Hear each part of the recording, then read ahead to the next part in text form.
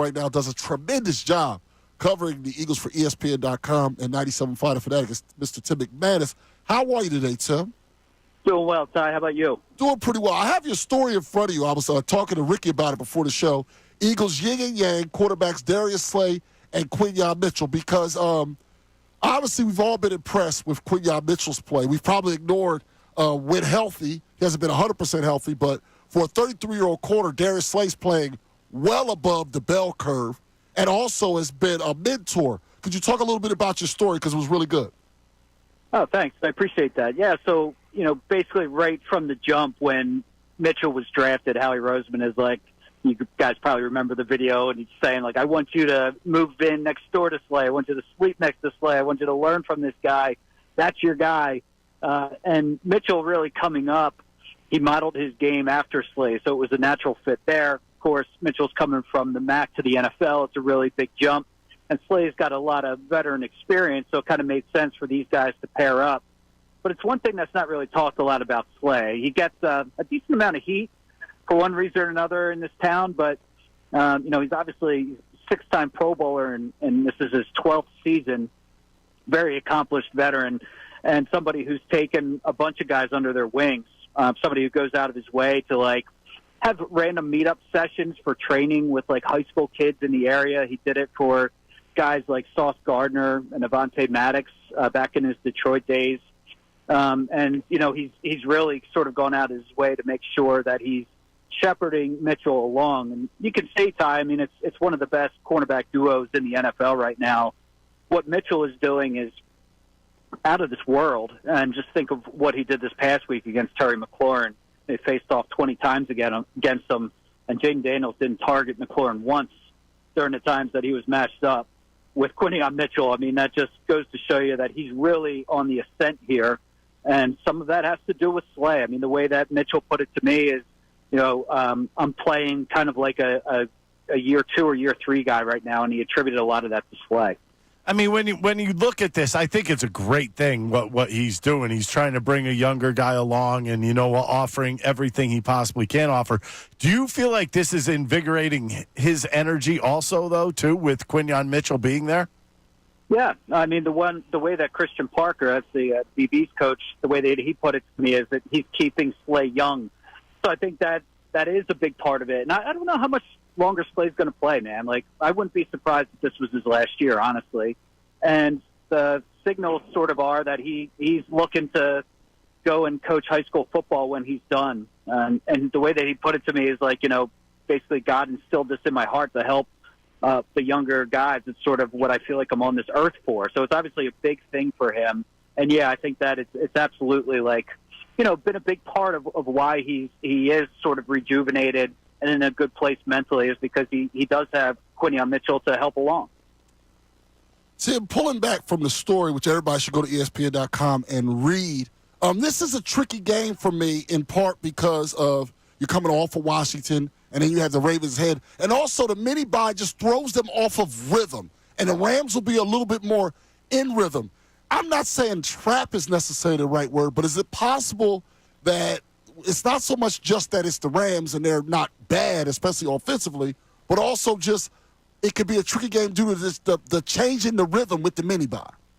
Yeah, and I think that they're going up against a team that's hungry because they are sitting at 5-5, and they need wins in order to cement themselves in their division and try to creep into this playoff picture. They've won 4 of their last 5 games. They got Puka Nacua back, and they got Cooper Kupp back, and all of a sudden that offense is up and running. They have some young rookies on the defensive side of the ball that have really come into their own very quickly, not unlike Mitchell, that have helped boost that defense.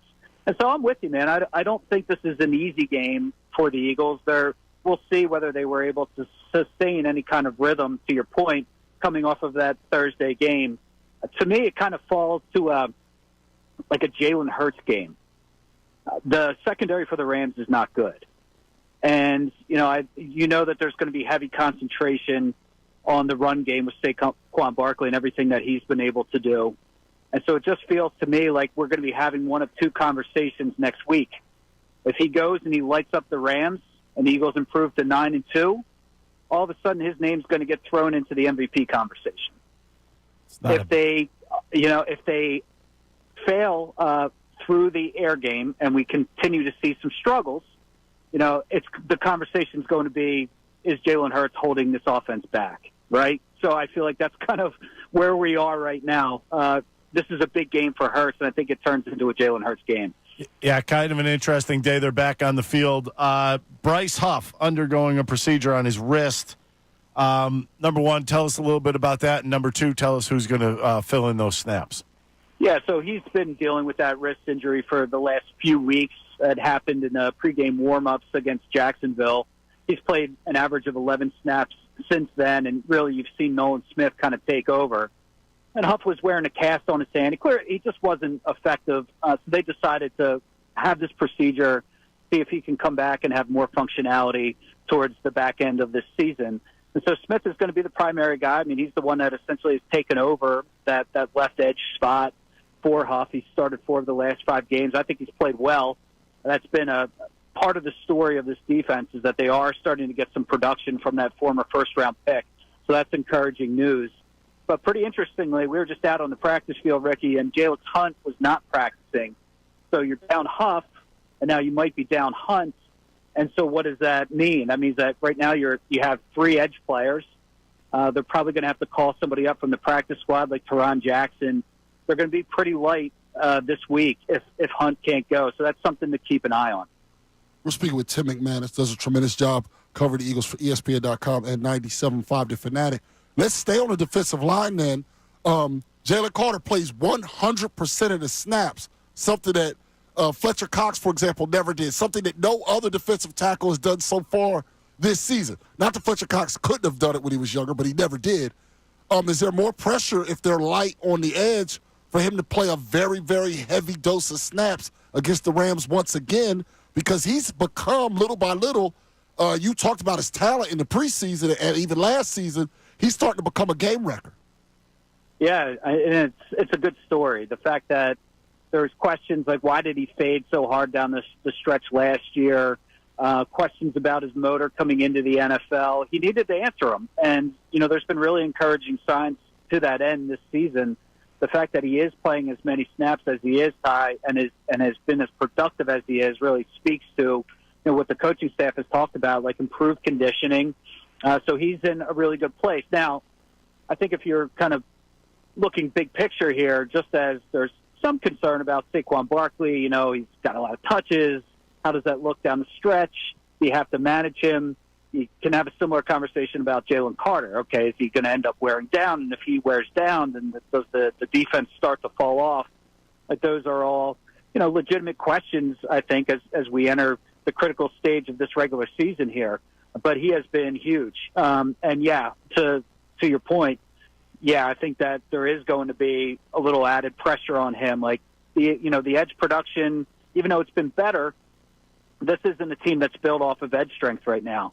And so you need to get it from the secondary, which they've gotten it in mass, and you got to get it from your defensive tackle, and right now your star defensive tackle in Jaylen Carter. Will this Sunday night be the toughest task that the secondary has seen this season? With Cooper Kupp and Nakua both healthy now? Yeah, I was thinking about the Bengals, but they didn't have T. Higgins in that game. That was a big one. But, yeah, it might be. I mean, Kyron Williams isn't anything to sneeze at either. They're running back, and he can catch some balls out of the backfield as well. They can put some stress on you. So, I do think that this is a big one. We know that Slay has been dealing with a couple different nagging injuries throughout the course of the season. He's still been good, but, this is going to be a strong test for a group that has really stood up. Like, isn't it crazy when you look at the stats, guys, and you see that the Eagles number 1 in yards allowed per game right now, that they're in the top 6 in points per game, and that all the air passing yards and those kind of stats, they're right at the top. I mean, I don't think anybody really expected this. Credit to Vic Fangio for really just having a buttoned-up operation and elevating this defense beyond, I think, anybody's expectations. And also, I think we have to give credit to Howie Roseman here, too. If you consider what the rookies have done and the way that they have transformed the secondary, that's a major, major part of this story of the season. Yes, indeed, Tim. And we talked to you in the preseason. Ricky and I, we had you in studio we were talking about a lot of the ifs, and it looks like, at least, I mean, we're no longer early in the year. I mean, you know, it's getting close to Thanksgiving. A lot of the ifs turned into yeses. Like, if this guy plays well, if this guy develops, I guess you're right. Credit to Howie Rose, because a lot of them have been, these are working out. That's, I guess, really encouraging to see. Yeah. Would the Georgia guys kind of develop? And, you know, could Jaylen Carter make up for the absence of Fletcher Cox? So far, so good on that one. Can Quinion Mitchell and Cooper DeJean be instant impact players? I think we've gotten the answer on that.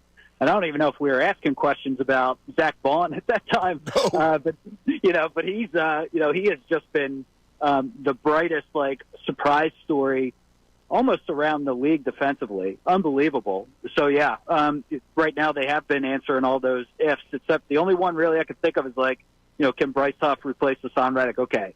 That one didn't go well, but the rest of them, I think, did. Absolutely. Well, appreciate it so much, Tim. As usual, everybody should read your Eagles yin and yang cornerbacks, Darius Slay and Quinion Mitchell. Appreciate you. We'll talk to you next week. I appreciate you guys. Talk to you soon. All right. That was Tim McManus on the Comcast Business Hotline.